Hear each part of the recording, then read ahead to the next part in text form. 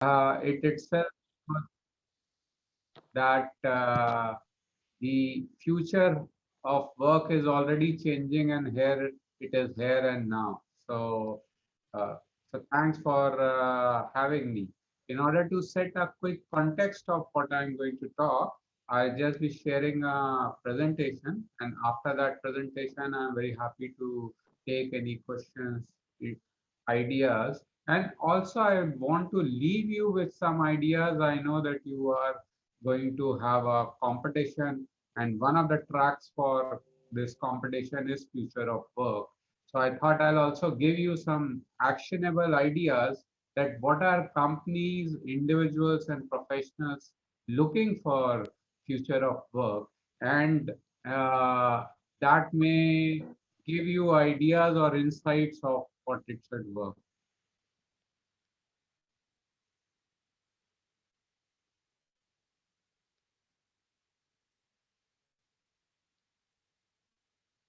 Is my screen visible? Yes. Okay, great. So, as I said, hello, good morning. I know Sachini and Divya from Sri Lanka. A lot of you have been coordinating. So, Ayu Bhawan to everyone who's from Sri Lanka. Yeah. So, hello, good morning, Guten. And it's really reflective of the world in which we are, where both the physical boundaries, the cultural boundaries are really going to get merged, and that is really the true excitement and challenge behind future of work. So I'll give a very quick context, and then I'll quickly move on to what are the skills which are already emerging for future of work today and tomorrow, and that will give us some insight of where is the growth, and from there let's look at across the domain. It doesn't matter whether you want to be a tech major or whether you want to be a liberal arts major, but there are some core skills which would be required for future of work. So let's really then focus on what are those core skills and how they are really becoming important. And from there, we'll just step back and therefore look at it, what are the topmost requirements for future of work, and that is where you can also get some insights on what would be the some possible exciting areas where you can work on. So why future of work has already become so important, even in a traditional career, which was about 25 to 30 years. In fact, now it's becoming longer because people are becoming more productive, and with healthcare improvements and all, the lifespan is increasing. So even traditionally, it was thought that it will be a classic stepwise moving from internship to associate to a manager. But that itself, you can already see the disruption. And the disruption is both already caused by what we as individuals want, as well as the extraneous circumstances. So if this was really how it looked like between expectation and reality, then you have the factors which are really going to define the new normal. So you have entrepreneurship, you have startups, you have the digital disruption, you have cross interlinkages where economies, politics, where different streams are getting actually merged. And then you have international events, whether it is a COVID or economic crisis or sustainability issues. So if you really look at it, the future of work will have to incorporate everything which is coming, but at the same time address everything, because no matter which domain you will work, the impact will be there. If there is one thing which I can say, it is actually there's no new normal, there's no next normal. Just very simple thing. There will never be a normal way of work. So the new way of work is truly the future of work. And everyone talks of the pace is rapid, but I would go on to go one step forward to say actually rapid has become slow. If you just have to even run on the treadmill to be where you are. Now the frenetic is the pace. And you have seen in the just last 20 odd months, I just pulled out some of the latest research just came last month from McKinsey. And if you look, already there were trends which were emerging and they further got accelerated. So now if you look at the top three trends across industries, you're seeing more remote work, you're seeing greater digitization, and you're seeing automation. And at the same time, what impact it has, and this is more of interest to Asia Pac because from now for the next 3 decades, Asia Pac is going to have the highest number of new employment getting generated anywhere across the globe. So if you look on the right side, I've tried to capture what is the percentage of disruption which is already happening, and this disruption is not many years away. This is less than a decade away. And if you look at the domains are widely changing. So it's not just that the traditional work is getting uh, destroyed or deconstructed, whether it's a classic office or a customer service, but there are a whole host of new services, right from business and legal, transport, e-commerce, deep tech, which are emerging. And therefore, both the government, the policymakers, as well as the industries, and hence us as professionals, we need to plan this future of work and to be relevant in this context. Even if you pick up just how things are changing, if you just look at it, what are the highest paying skills of 2021? Besides the classic, a lot of people talk of just the technology and the other aspects, which is good, which is known. But if you see even in the top 10, things like soft skills, actually public relations, video production, these are the new skills which are coming in. And I know World Economic Forum is one of the partners for you. Excuse me. So if you just look the World Economic Forum forecast just under 5 years from now, the kind of skills which they are predicting are very, very different. And therefore, that is where the how to ingrain that in our work and be ready with the skill set is really what the future of work it is. Things like analytical thinking, merging it with the creativity and the original. Resilience, really to manage stress. Today it may be COVID, tomorrow it may be some other disruption. It may be a financial disruption, it may be an industry disruption. And therefore, how you really are going to solve it, leadership of one. It is no longer that someone at the top is really defining the strategy, is doing it. All of us have to be in the context, have to lead, work with people, use technology. So if this is what is really will be required in under 5 years and then under 10 years. Hence, it makes sense to look at it as all of you are moving towards finishing your graduation and then coming into the work stream. The amount of work streams which are there are very diverse. You can have technology, liberal arts, uh, traditional engineering, sales, marketing. But irrespective of the domain, there are certain key skills which will be required, which are most relevant for future of work. And let's talk of what are the top five expectations. And these expectations I've deliberately picked up because they cut across all domains. So it does not matter which area you would work for, but they will be required. So straight away, the skill number one, design thinking mindset.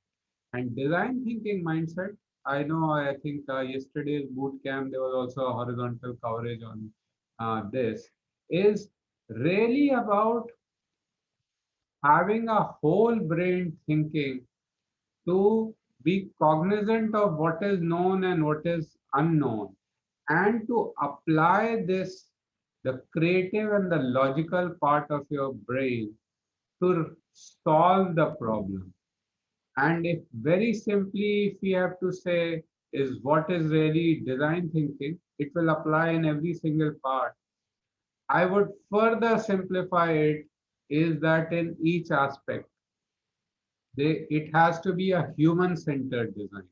So whatever product you design, whatever service you design, whatever offering you design, whatever interfaces you design, all of them have to have some kind of a human centered. At the back end, there may be a technology, but whether there's empathy, where there is optimism, whether there is how quickly you embrace ambiguity. You may be using machine learning so that your algorithms become intelligent, but the underlying factor is, can that algorithm learn the ambiguity and take you to the next level? And similarly, how quickly you iterate and you learn from failure. So that is really one big skill set which is in demand everywhere.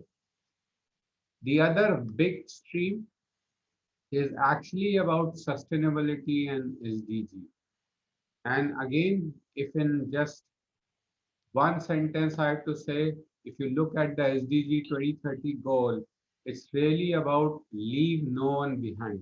And that really goes about talking about diversity, talking about inclusion, talking about equality, and really leaving the earth of tomorrow a better place for current and the future generation.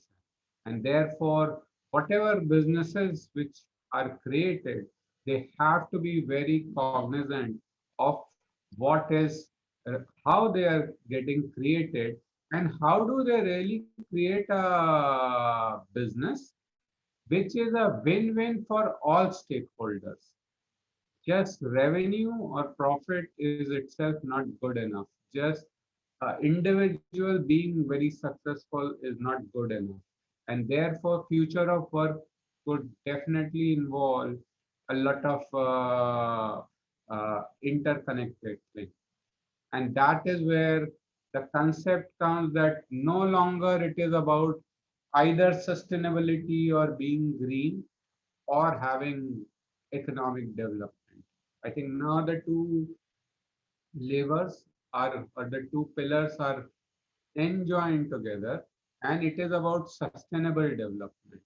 And when you look at sustainable development, and as even the SDG goals define, then you take a holistic, a 360-degree view. So whether it's the people, planet, partnership, collaboration, it cannot be win-lose. Uh, a concept of peace or harmony, and then prosperity. And prosperity also not just for an organization or an individual, to actually raise the level. And that is what really is getting focused. So irrespective of whichever business you work on, some or the other of these SDG goals will be intrinsic, and this is being asked by the stakeholders themselves. And that's why, so for example, today, if Starbucks says that they ensure that all their coffee producers are being treated in a fair share manner. Why? Because in turn, their equity shareholders are asking that if you are earning this premium profit, are you really taking care of the complete supply chain?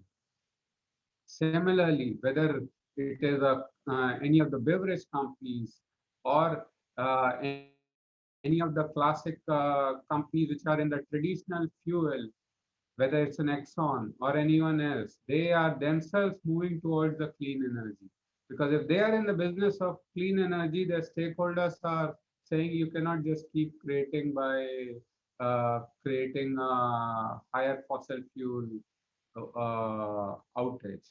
And if the businesses in which you are and the kind of work which you do is really good and sustainable is not just good to have, it is actually a profitable to have. I'll just give you two examples. So if you look at clean and green tech, everyone know here's the dream run of Tesla. If you know the Tesla's current market capital is more than the next five manufacturers. Why? Because the investors feel that they are really creating the future. And the potential is tremendous. So just one quick fact that just sheer solar power potential, which is currently available, which we need to tap, that itself is actually 6,000x of our current global demand.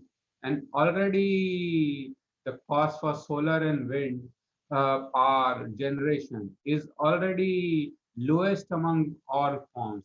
As you scale up, it will make sense. And that's where the next set of winners are coming in. So not just good for planet, it's good for people and good for profit. The third skill, again, a very important aspect, is intrapreneurship.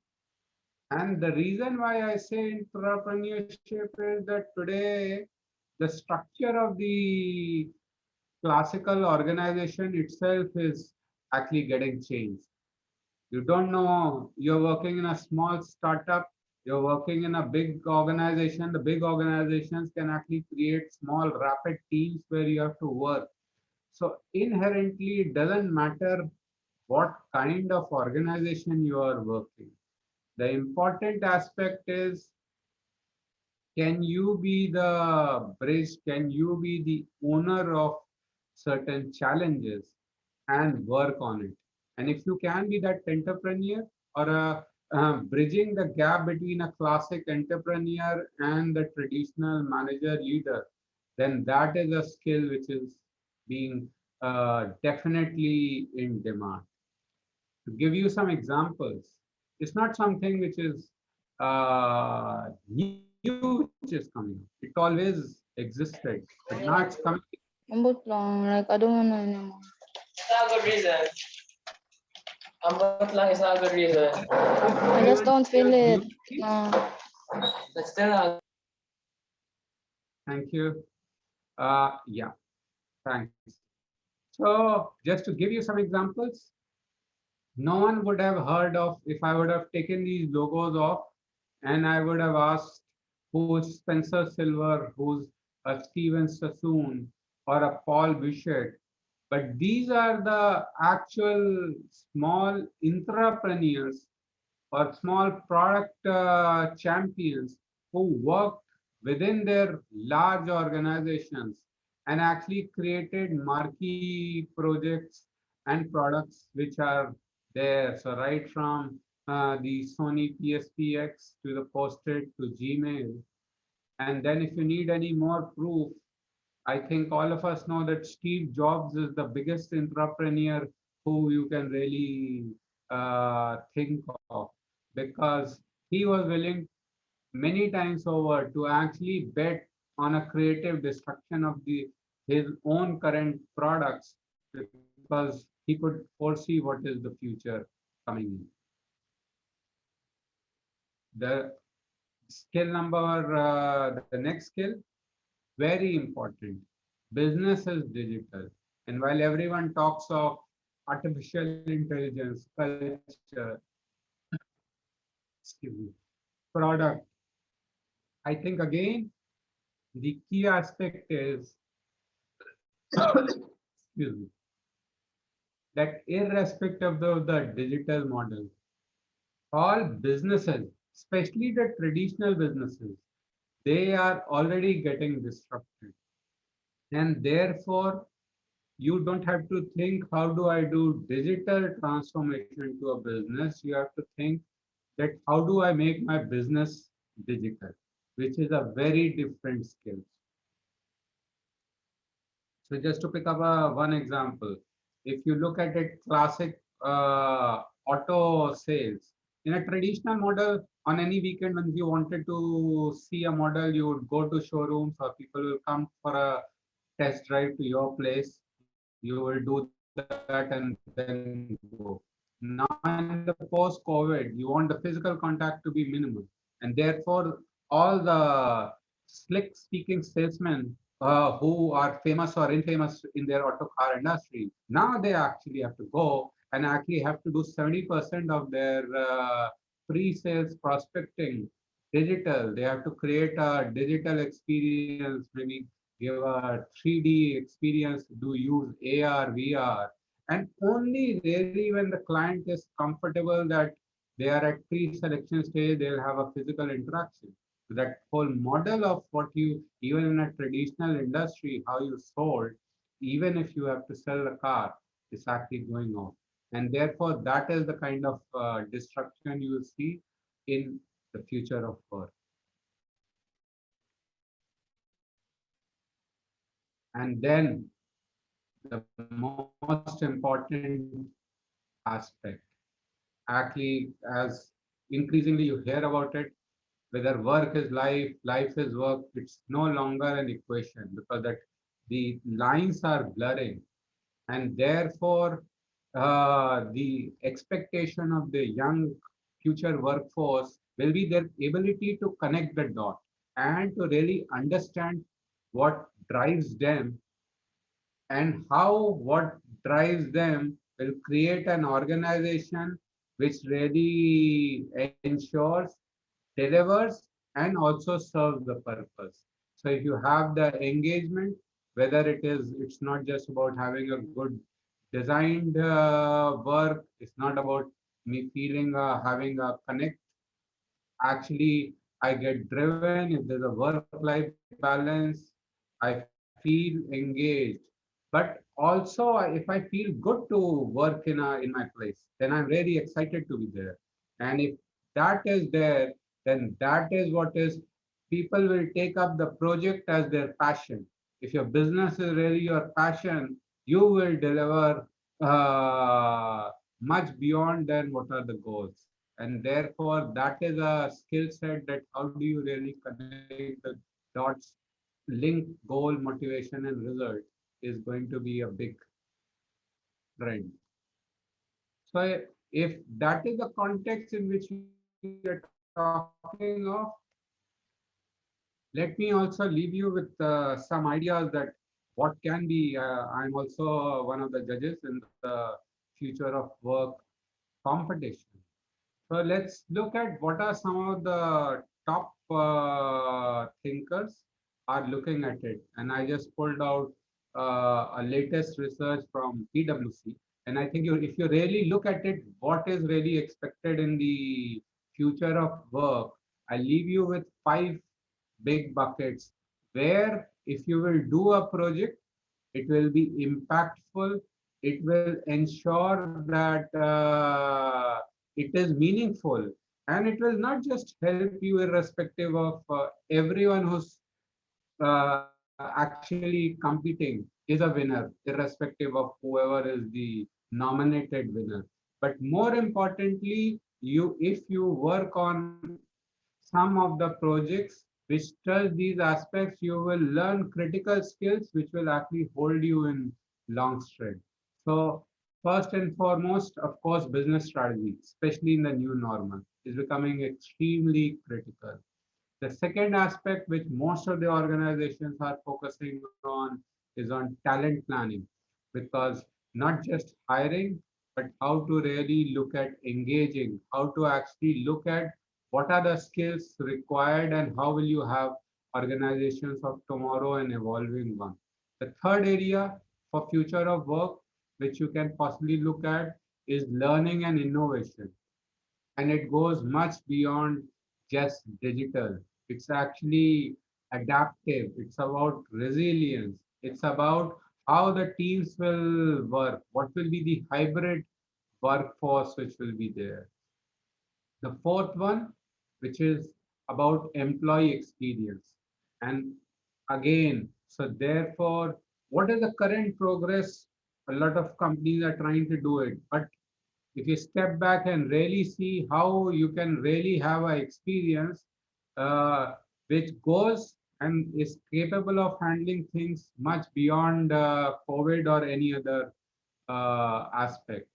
And then the fifth aspect, which is the work environment, which goes into digital work-life balance, goes into actually hybrid work, goes into how the future collaboration. So if you look at these areas, uh, it's not just about winning the competition, it is about creating your future. So that's how the future work skills which are there, yes, there are multiple things. But if you really look at it, even today, I just pulled out the what are the desired skill set being asked by employers today. Even right now, people are already giving premium to innovation and creativity, critical thinking, adaptability, flexibility. So that is where I think some of these horizontal skills is what the future of work will be uh, all about. So in the end, I will just say that uh, I am, you are, all of us are really the future of work. So what we think and what we do today would really determine what is the future of work. Thanks. That's what I had to say. I think, yes, I'm right on dot, maybe a minute. Yeah. So I'll just stop here. I'm happy to take any questions or any queries, any ideas, Sachini and everyone. Thank you so much, sir, for that informative session. It was like really enlightening. So, do we have any questions? Maybe we can go for one question with the time. Yes. Yeah, Masood, you can go ahead. Hello, sir. This session was like Hey, really helpful to clarify what the objective of the case study would be. So I just want to ask that our main focus is supposed to be how AI is going to replace the human workforce eventually. So these business strategies and everything that you've explained to us, can you advise how to connect that with this? sure. So that's a great question. And how I would look at it is if you see AI or any skill set, I would see that the AI or tech or machine learning is a enabler for what the business wants to do. So if you are able to focus on within your project or within your domain, whatever you are picking up, what is the end objective? If you are able to focus on end objective, then you can leverage the capabilities of artificial intelligence to accelerate.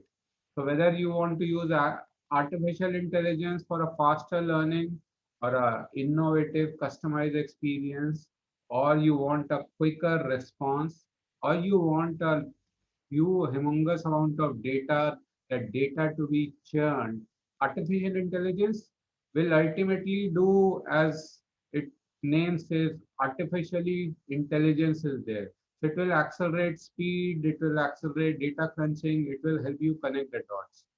But if you are able to focus what is the end benefit or what is the end goal, then the use of AI, I would define, is a enabler or a platform on which you have to deliver to the business.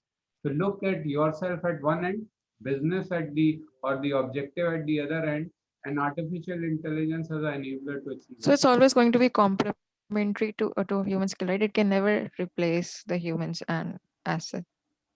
Absolute, absolute. And it can only enable. So whatever you teach artificial intelligence, you want them to crunch the data, you want them to put a certain rules, that will be a starting hypothesis, and then it will learn things on their own. All right. Thank you, sir. Thanks. Okay, thank you so much, sir, for that section. Uh, so I hope we don't have any more questions. Can I just like ask another thing? Sure, please go ahead. Okay, so what would you say? What are your expectations from the future of work team? What do you expect? How do you expect us to deliver the results? So Like what to I what would standard? I think what uh, I would really like to see, if you mentioned AI is really your focus, how I would really want to see it is there are lot of problems which different parts of the businesses are facing, whichever business you are using for solving AI. What we should really look at it is how AI or any tech-enabled solution which we are looking at is going to make a difference to that. So the difference is not just in terms of classic cost reduction or people reduction or time reduction. How we can implement something which is really unique, and at the same time it will also be able to adapt. So what you are creating is not just good enough for one scenario, because tomorrow the scenarios can change. So if you give a solution which is unique and which is adaptable, then I think that will what we will really look for. All right, thank you, sir. Welcome.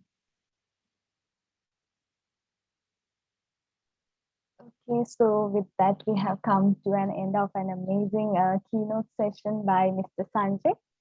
So thank you so much, sir, for all that insights and all the knowledge you shared with us.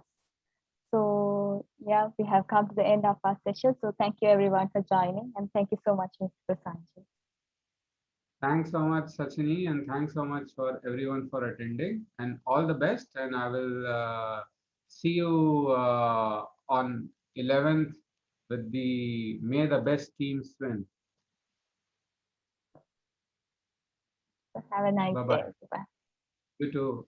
Bye bye, everyone.